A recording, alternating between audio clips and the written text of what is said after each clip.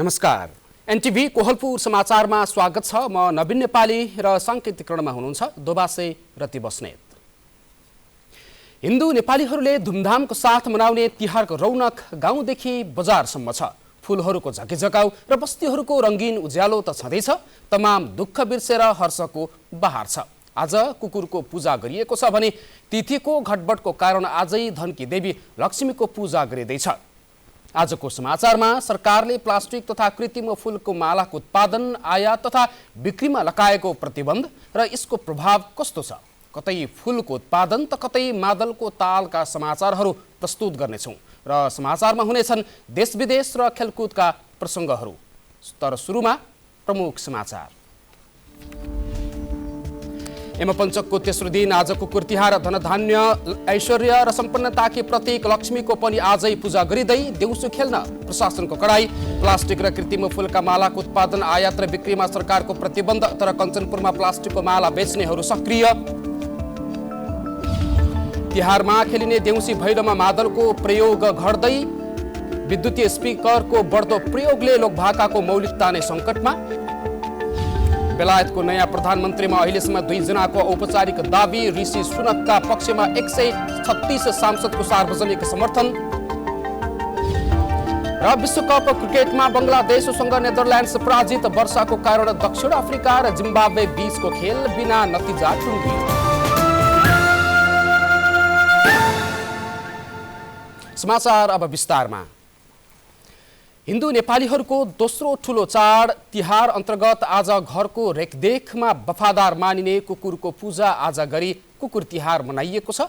आज घरको पहरेदार कुकुरलाई मनपर्ने खानेकुरा दिएर कुकुरको पूजा गरिएको हो। कुकुरको पूजा गरेमा ढोकामा द्वारपालका रूपमा बस्ने श्याम र सबल नामका कुकुरले यमलोक जाँदा बाटो छोडिदिने धार्मिक विश्वास रहेको छ।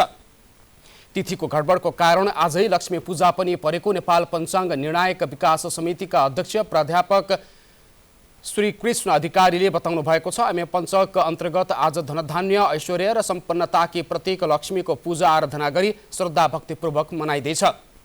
घर घरमा सफासुग्घर तथा गाईको गोबर एवं रातो माटोले लिप्पोतसँगै दीपावली गरेर लक्ष्मीलाई आमन्त्रण गरिन्छ। आज विशेष गरी घरका झ्याल, ढोका, कोठा, कौसीमा श्रृङ्गार गरी दीपावली गर्ने चलन रहेको छ।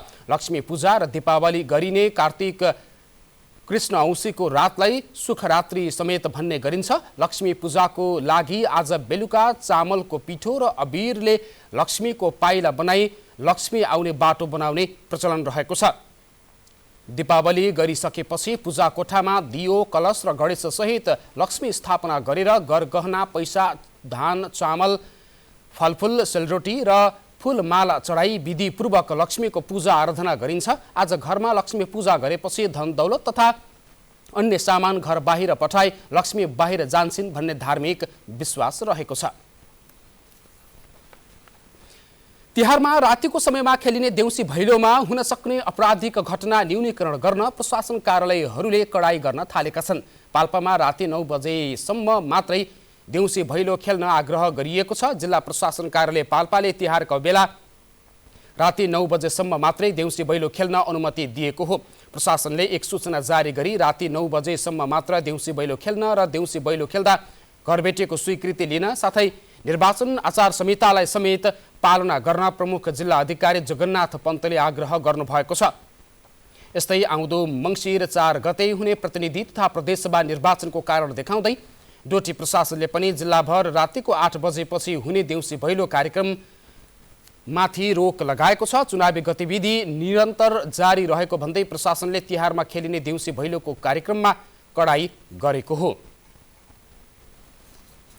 चाडपर्वमा हुन सक्ने घटनालाई रोक्न जिल्ला प्रशासन कार्यालय डोटीले रातिको समयमा खेलिने देउसी भैलोमा कडाई गरेको छ। यस सन्दर्भमा आज हामीले प्रशासनको यस्तो सतर्कताले हिंसात्मक घटना नियन्त्रण गर्न कतिको सहयोग पुग्ला भनेर डोटीका केही नागरिकहरूलाई सोधेका छौँ। हेरौँ आजको आवाजमा।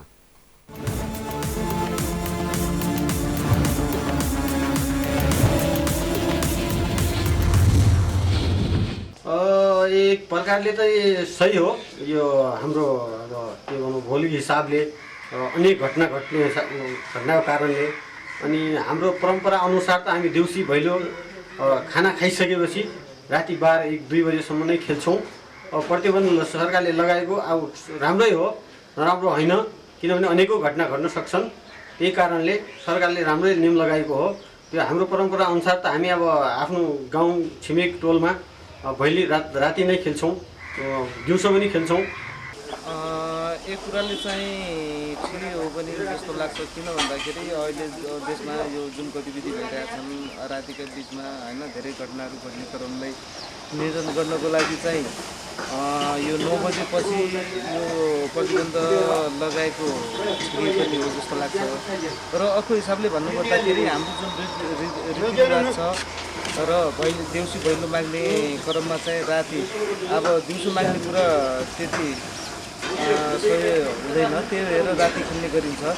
यो देउसी भैलो चाहिँ राति चाहिँ अब देउसी भैलो खेल्दाखेरि त्यो समय एकदमै कम भयो जस्तो लाग्छ। जुन सरकारले गरेको जुन निर्णय छ 9 बजेपछि देउसी भैलो खेल्ने, त्यसलाई दुई धारमा हेर्दाखेरि एक किसिमले सरकारले गरेको निर्णय सही पनि छ र एक किसिम पनि कला र संस्कृतिको जगेर्ना गर्नको निम्ति समय पनि छोटो भएको कारणले गर्दाखेरि मानिसहरूलाई किसिमले आफ्नो कला र संस्कृति जगेर्ना गर्नको निम्ति 9 बजेपछि पनि मान्छेहरूले खेल्न पाउनुपर्छ भन्ने मान्यता हो।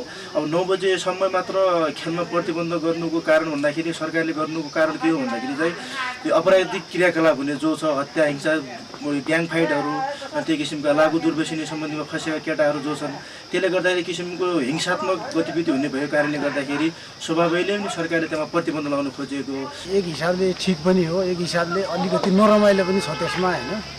अब 9 बजेपछि राति चाहिँ रमाइलो नै हुने भैली खेल्ने त्यो चाहिँ हो। अब त्यसमा के छ भने राति चाहिँ बढी चोरी डकैती होइन, मादक पदार्थ सेवन गरेर अनि यताउता लगभग हिडडुल गर्ने अनि घर फुटाउने होइन, अब दोकानहरू फुटाउने, यस्तोमा चाहिँ एकदम राम्रो छ। त्यो चाहिँ राम्रो पक्ष हो, त्यसमा चाहिँ दुई पक्ष हो, एउटा चाहिँ राम्रो एउटा चाहिँ नराम्रो पक्ष हो।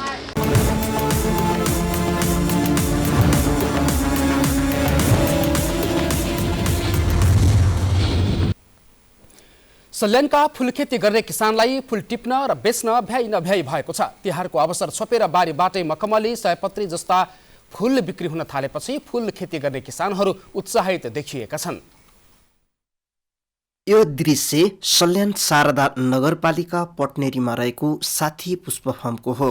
यहाँ एक सातादेखि फूल टिप्ने र बिक्री गर्ने काम चलिरहेको छ। अन्नबाली लगाउन छोडेर फूल खेती सुरु गरेका व्यवसायी रामकुमार हमालको परिवारलाई फूल टिप्न र बेच्न भ्याइ नभ्याइ छ। जिल्ला बाहिरबाट माग भए जति फूल पुर्याउन उहाँले सक्नु भएको छैन। उहाँले सल्यान लगायत नेपालगञ्ज, दाङ, बुटोल, सुर्खेतमा फूल पठाइरहनु भएको छ। तिहारसम्ममा 4 लाख भन्दा बढीको फूल बेच्ने उहाँको लक्ष्य छ। मैले फूल खेती प्लास्टिकको माल विस्थापित गर्नको लागि गरेको हुँ। माग राम्रो हुँदैछ। नेपालगञ्ज, सुर्खेत अनि तुलसीपुर, दाङ पठाउँदैछौँ। अरू सल्यान जिल्लाले पनि यहाँ किनोस् फूलको माला। 3 महिना अघि किसानले रोपेको फूल यति बेला ढकमक्क फुलेको छ। तिहारसँगै भाइटिकाका लागि आवश्यक पर्ने फूलका माला बनाउन, प्याकेजिङ गर्न र जिल्ला बाहिर पठाउन फूल खेती गर्ने किसान निकै व्यस्त छन्। सयपत्री फूलको माला एउटाको 150 रुपियाँ, किलोका हिसाबले 500 रुपियाँ र मखमली माला एउटाको 250 रुपियाँका दरले बिक्री भइरहेको छ। हामीले केही मात्रामा भए पनि आफ्नै ठाउँमा, आफ्नै स्थानीय स्तरमा उत्पादन गरेर आर्थिकलाई पनि अलिकति बढावा दिने साथै यो चाहिँ एउटा सन्देश पनि जाओस्, आफ्नै स्थानीय स्तरमै आफू उत्पादन गर्नुपर्छ, बाहिरको यो आयातलाई अलिकति हामीले घटाउनुपर्छ भन्ने उद्देश्यले चाहिँ हामीले यो फूल खेती गरेका हौँ। सरकारले प्लास्टिक माला निरुत्साहित गर्न चाडपर्व र उत्सव लगायतका कार्यक्रमहरूमा प्राकृतिक मालाको प्रयोग बढाउन, कृषि फूल उत्पादन बढाउने नीति कार्यक्रममा बजेट मार्फत किसानलाई सहयोग गर्न आवश्यक छ। प्राकृतिक मालाको प्रयोगले स्वास्थ्य, वातावरण र आर्थिक क्षेत्रमा समेत योगदान गर्दछ। प्रत्येक इच्छुक शर्मा, नेपाल टेलिभिजनका लागि सल्यान। सरकारले गत साउन 12 गते प्लास्टिक जन्य फूल गुच्छाको उत्पादन, आयात, बिक्री, वितरण तथा भण्डारण गर्न प्रतिबन्ध गर्ने निर्णय गरेको भए पनि कार्यान्वयन पक्ष फितलो देखिएको छ। तिहार सुरु भएसँगै कञ्चनपुरमा अवैध रूपमा प्लास्टिकका फूलहरू बिक्रीको लागि राखिएको छ। महेन्द्रनगर बजारमा व्यापारीहरूले प्लास्टिकका फूलहरू बिक्रीको लागि राखेका छन्। यसरी प्लास्टिकका फूलहरू बिक्री गर्नेमा अधिकांश भारतीय व्यापारी रहेको बुझिएको छ। उनीहरूले रक्षाबन्धन, भाइटिका, शिवरात्रि जस्ता चाडपर्वमा भारतबाट मिठाई तथा प्लास्टिक जन्य सामानहरू ल्याएर व्यापार गर्ने गर्दछन्, तर त्यसको अनुगमन तथा नियन्त्रणमा सम्बन्धित निकायको ध्यान पुग्न सकेको छैन। कञ्चनपुरका प्रमुख जिल्ला अधिकारी गोपाल प्रसाद अर्यालले प्लास्टिक जन्य फुलमाला बिक्रीको विषयमा अनुगमन गर्ने र सरकारको निर्णय विपरीत कार्य गरेको पाइए आवश्यक कारबाही गर्ने बताउनु भएको छ। समाचारको क्रम जारी नै छ। अहिलेलाई एकैछिनको विश्राम।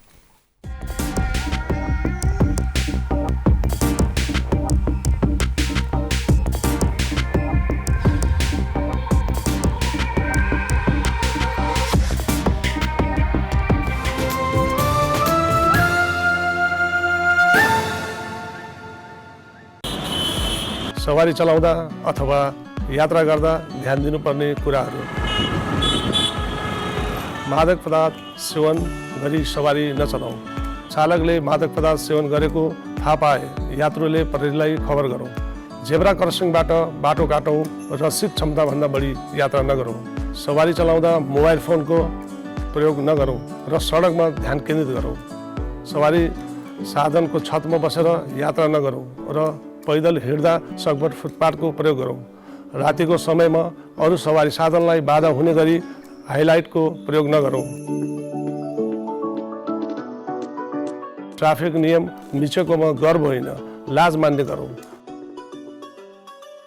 तीव्र गति जीवन क्षति। बिस्तारै गए अवश्य पुगिन्छ, छिटो गए भन्न सकिन्न। याद गर्नुहोस्, तपाईका परिवारले तपाईलाई पर्खिरहेका छन्। जनचेतनाका लागि एनटिभी कोहलपुरद्वारा जारी सन्देश।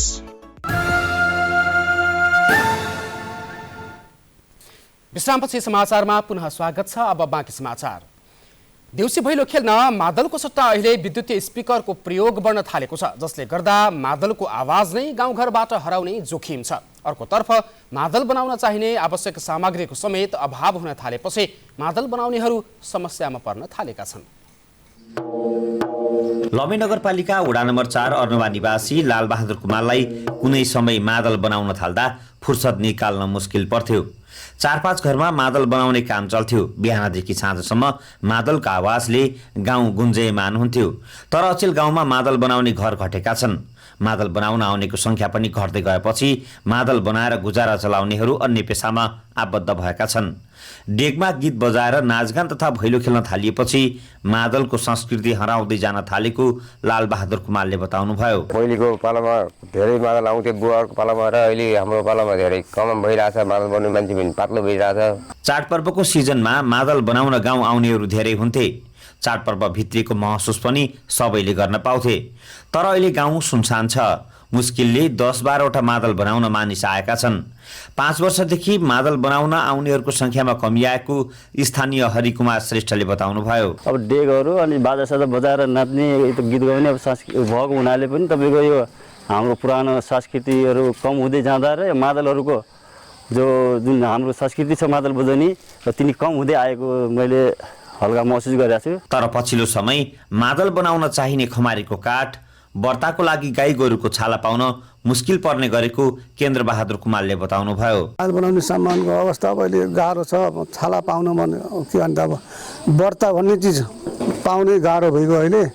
अहिले पाइँदैन। अब चाडपर्वमा डेगमा गीत बजाएर नाच्ने संस्कृतिले गर्दा लोक बाजाहरूको प्रयोगमा असर परेको छ। मादल जस्तै अन्य बाजाको संरक्षण, प्रवर्धन र विकासमा सबैले ध्यान दिन आवश्यक छ। दशरथ घिमिरे, नेपाल टेलिभिजन, लुम्बिनी प्रदेश, दाङ। तिहारको अवसरमा पाल्पामा झिनिया रोटीको व्यापार बढेको छ। कोभिड संक्रमणको कारण ठप्प रहेको झिनिया रोटीको व्यापार यस वर्ष बढेको छ। भाइटिकामा दिदी बहिनीले दाजुभाइलाई टीका लगाएपछि रोटीको परिकारलाई शोभायमान बनाउन झिनिया रोटी मिसाउने प्रचलन छ। तिहारको आगमनसँगै तानसेनको बसन्तपुर, टक्सार, मखनटोल, भगवतीटोल, पूर्वी पाल्पाको रामपुर, सराई, खहरे बजारमा झिनिया रोटी बनाउने गरिन्छ। जिल्लाका करिब 100 घर परिवारले झिनिया रोटी बेचेर दशैं तिहार लगायतका पर्वमा 1 लाखदेखि 5 लाख रुपियाँसम्म आमदानी गरेको 20 वर्षदेखि तानसेनमा झिनिया रोटी व्यवसाय गर्दै आउनुभएकी लक्ष्मी श्रेष्ठ बताउनुहुन्छ। यसको डिमान्ड अब पहिला सुरुमा त खासै थिएन, अनि बनाउँदाखेरि बनाउँदै गएँ, अनि बनाउँदै गइसकेपछि डिमान्ड पनि बढ्दै गयो। गर्न सकेछ वर्षमा 5-6 लाख पनि हुन सक्छ बनाउन सक्यो भने त।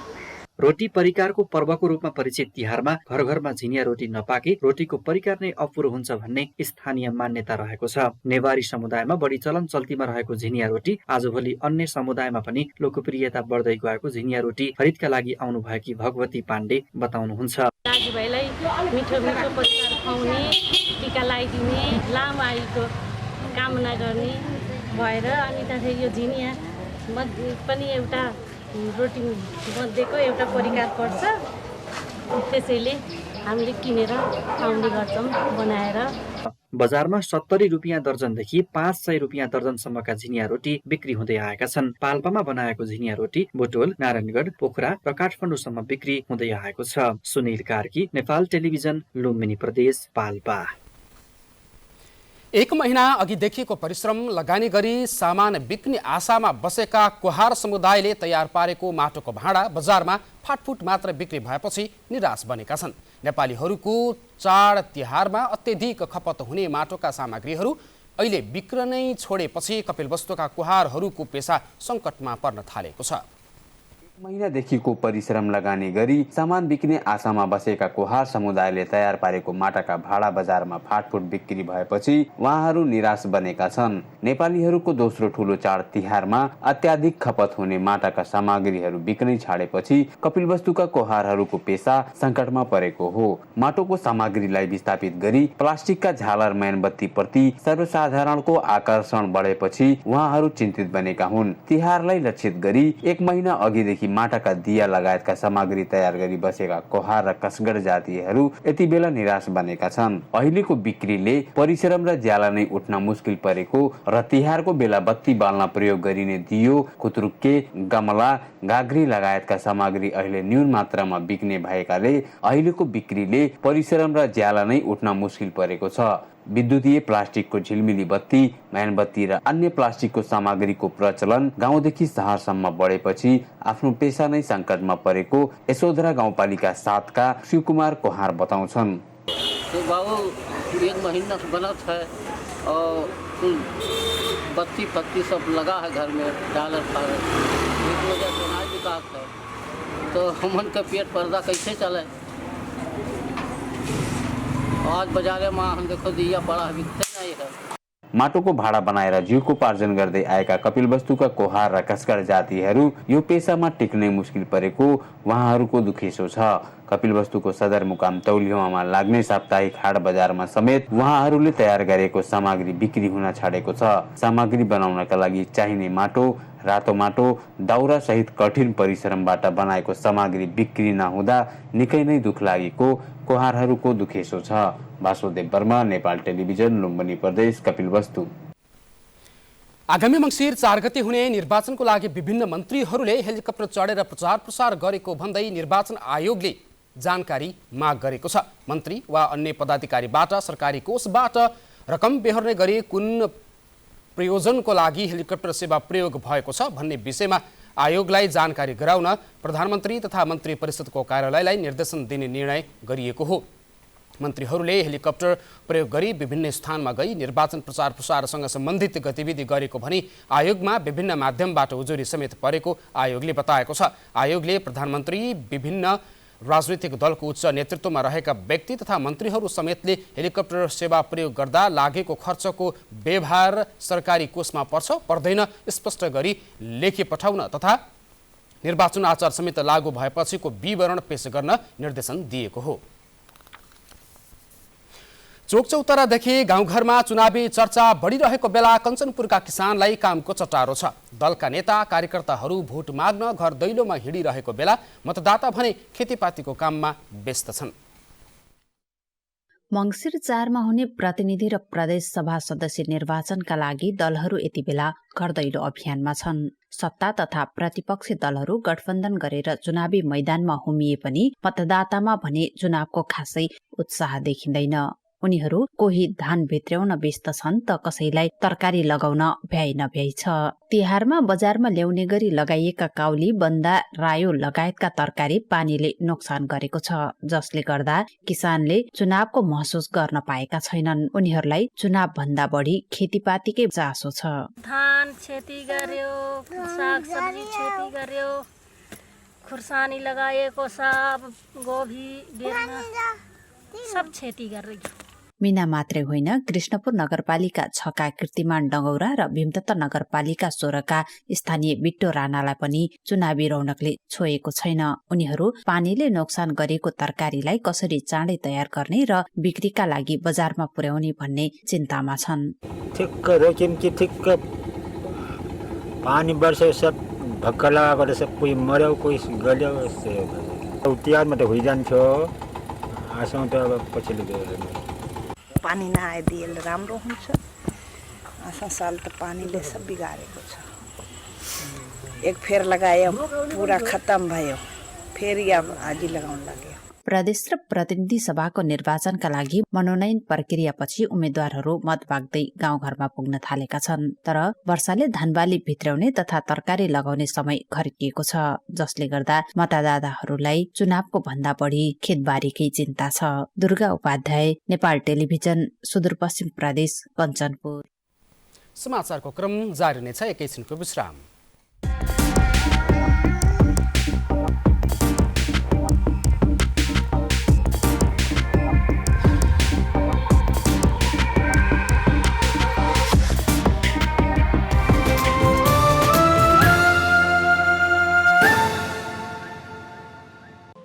केही नयाँ केही फरक,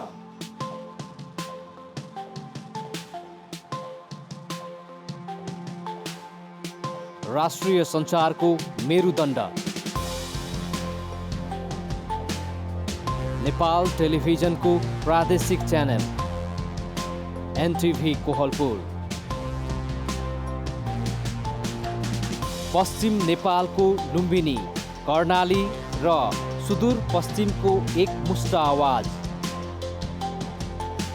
सत्य समाचार, तटस्थ विचार, कार्यक्रममा मौलिकता, समावेशिता र विकासमा विस्तार, डिजिटल दुनियाँमा तपाईको विचार र भावनालाई संसारसँग जोड्दै एनटिभी कोहलपुर, सूचना, शिक्षा र मनोरञ्जनको यो यात्रा हो समृद्धिको।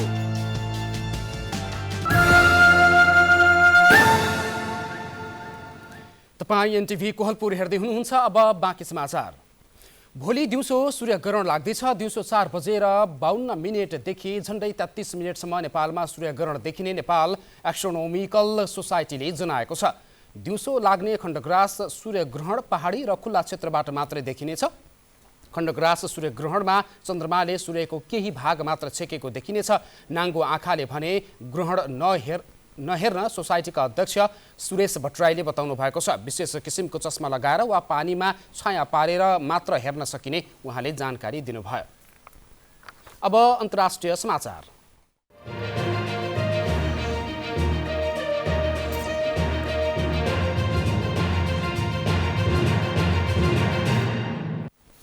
बेलायतको नयाँ प्रधानमन्त्रीका लागि पूर्व अर्थमन्त्री ऋषि सुनक र वर्तमान सरकारमै रहनुभएकी मन्त्री पेन्नी मर्डन्टले औपचारिक दावी गर्नुभएको छ। पूर्व प्रधानमन्त्री बोरिस जोन्सनले प्रधानमन्त्रीको दावी छाडेपछि सुनक र मर्डन्ट बीच प्रधानमन्त्री पदको लागि प्रतिस्पर्धा हुने देखिएको जनाइएको छ।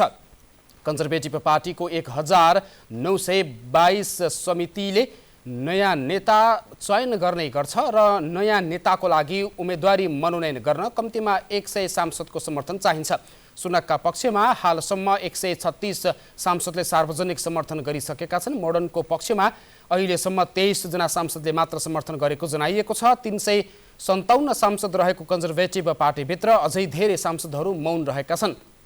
बेलायती प्रधानमन्त्री लिज ट्रसलाई कन्जर्भेटिभ पार्टीको नेताको रूपमा प्रतिस्थापन गर्ने चुनाव अक्टोबर 28 मा हुनेछ। अब आर्थिक समाचार।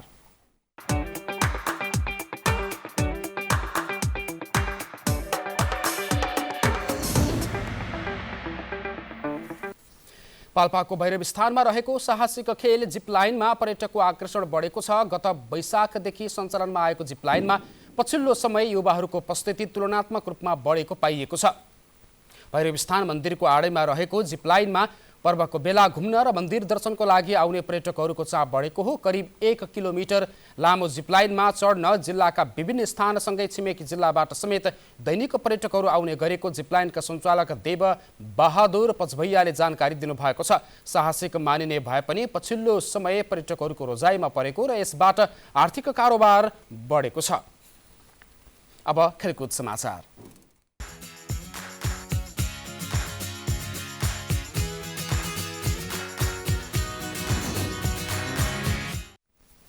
आइसिसी टी20 विश्वकप क्रिकेट अन्तर्गत आजको खेलमा बङ्गलादेश र जिम्बाब्वे विजयी भएका छन्। पहिलो खेलमा बङ्गलादेशले नेदरल्यान्ड्सलाई हराएको छ। सुपर 12 को ग्रुप 2 को खेलमा नेदरल्यान्ड्सलाई 9 रनले पराजित गर्दै बङ्गलादेशले विजय सुरुवात गरेको हो।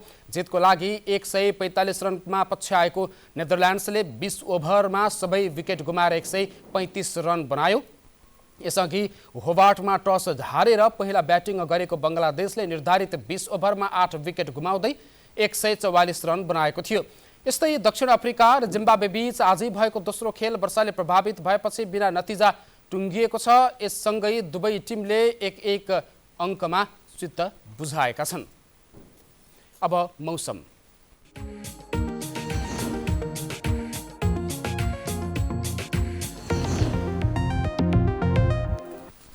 आज प्रदेश 1 र मध्य प्रदेश लगायत देशका पहाडी भूभागमा आंशिक बदली रही बाँकी भूभागमा मौसम सामान्यतया सफा रह्यो।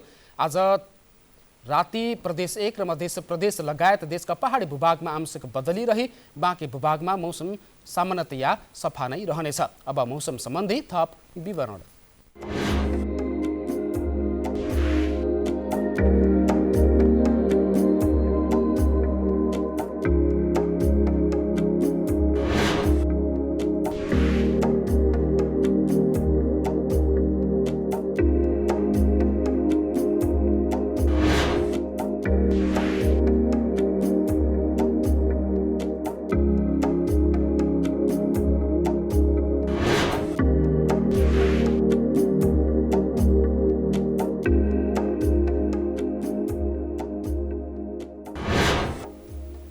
समाचारको अन्त्यमा प्रमुख समाचार पुनः एकपटक। यमपञ्चकको तेस्रो दिन आज कुकुर तिहार धनधान्य ऐश्वर्य र सम्पन्नताकी प्रतीक लक्ष्मीको पनि आजै पूजा गरिँदै देउसी खेल्न प्रशासनको कडाई। प्लास्टिक र कृत्रिम फूलका मालाको उत्पादन आयात र बिक्रीमा सरकारको प्रतिबन्ध तर कञ्चनपुरमा प्लास्टिकका माला बेच्नेहरू सक्रिय। तिहारमा खेलिने देउसी भैलोमा मादलको प्रयोग घट्दै विद्युतीय स्पिकरको बढ्दो प्रयोगले लोकभाकाको मौलिकता नै सङ्कटमा। बेलायतको नयाँ प्रधानमन्त्रीमा अहिलेसम्म 2 जनाको औपचारिक दाबी। ऋषि सुनकका पक्षमा 136 सांसदहरूको सार्वजनिक समर्थन। र विश्वकप क्रिकेटमा बङ्गलादेशसँग नेदरल्यान्ड्स पराजित। वर्षाको कारण दक्षिण अफ्रिका र जिम्बाब्वे बीचको खेल बिना नतिजा टुङ्गियो। हवस्, अहिलेलाई समाचारको सिलसिला यति नै। बिदा दिनुहोस्। नमस्कार।